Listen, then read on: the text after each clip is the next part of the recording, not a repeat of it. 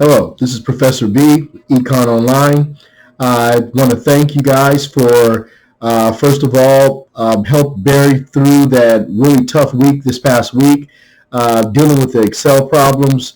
I've never had a situation like that as an instructor before, so I definitely want to uh, thank you all for your patience, for helping me as well through the process. Since I didn't have the book, it was really hard for me to try to figure out exactly what was going on and how to get the answers that you guys really needed. So we got through it. So it looks like we're able to move forward now and get past the rough waters. It looks like we're clear of it now. So we should be able to move quite smoothly through the rest of the class session. A couple of things I want to touch on. First of all, in housekeeping is quiz one. I have done grading in the last couple of hours, so I definitely want to make certain that those of you who have not completed quiz one, that you do so. Yes, you do have the opportunity of taking it multiple times, as I've suggested to you, but you do need to get that initial one taken as soon as possible.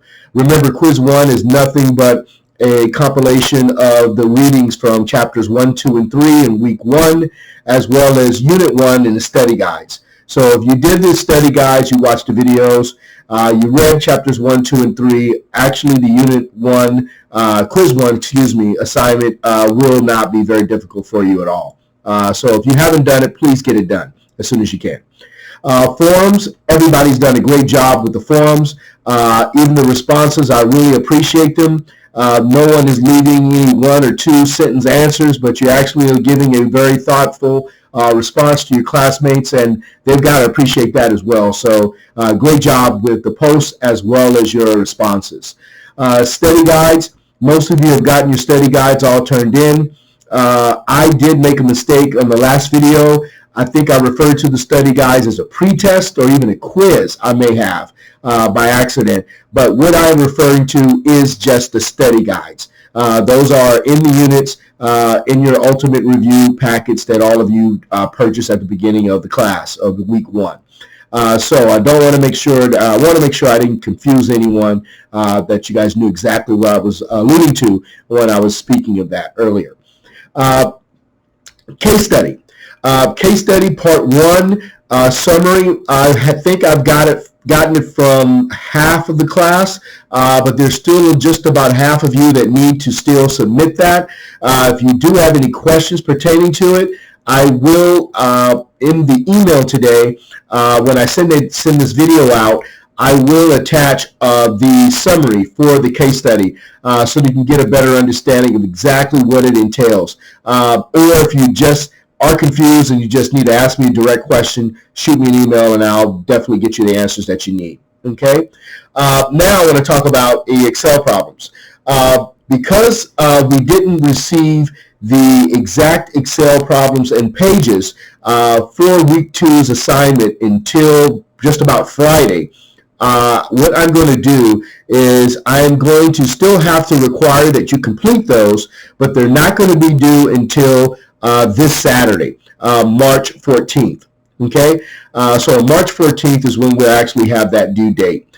Also, for week 3's assignments, forms will automatically be required just as usual, as well as the responses from your to your classmates' posts.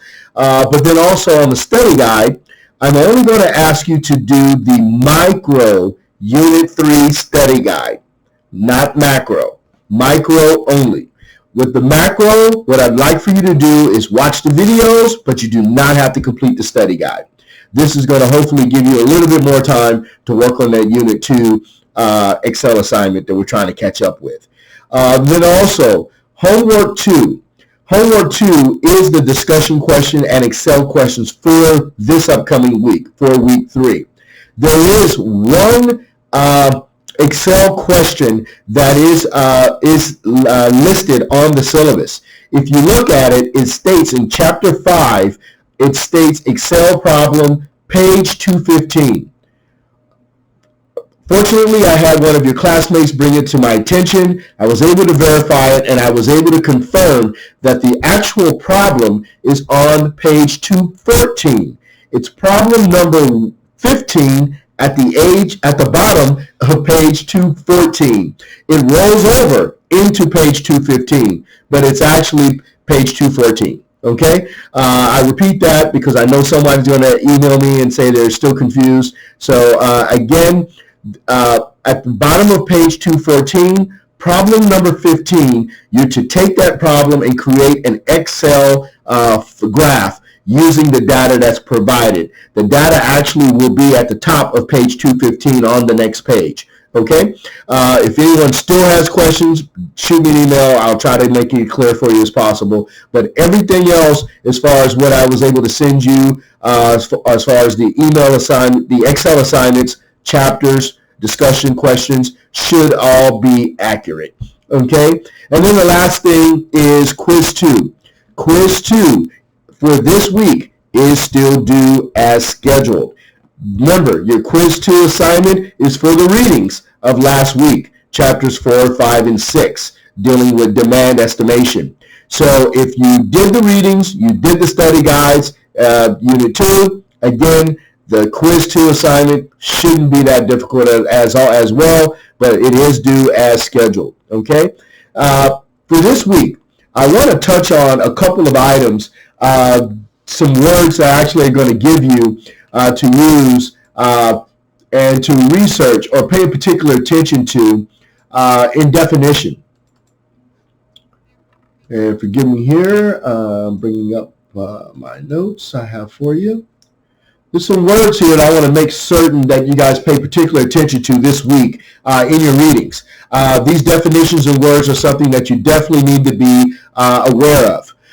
Number one, inputs, fixed inputs, variable inputs, short run, long runs. These are words that you definitely want to be familiar with. Again, that's inputs, fixed inputs, variable inputs, and then long runs and short runs. Another word or phrase that you want to be familiar with is isoquant. Isoquant. And then there's another one called isocost lines. Isocost lines. Okay, you want to be familiar with that. And then also the terminology or the definition of returns to scale. Okay, all of these terms or words have to do with production theory or production estimation.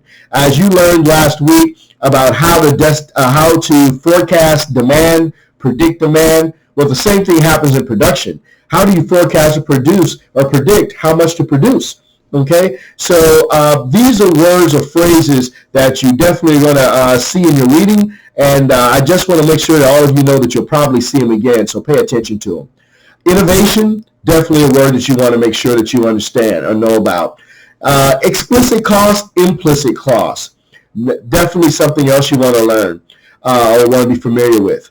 And then lastly, you want to understand about profits, how to maximize profits, and the different types of profits. How do you operate leverage? These are different things that you're going to see in your readings, and I definitely encourage all of you to pay a little bit of particular attention to as you go through those readings or watch the videos. Okay. In closing, I thank you guys again for your time. I thank you for your patience last week. I believe, again, we've gotten through the rough waters. It should be a lot smoother from here on out. I've made some adjustments, again, in the assignments to extend some time for week 2, but also I eliminated a couple items and extended one item also for week 3. So hopefully that's enough to get us back on track. If not, if any of you having any difficulties, still reach out to me by email. We'll work it out. Thank you guys again. Look forward to seeing you next week. Have a good week.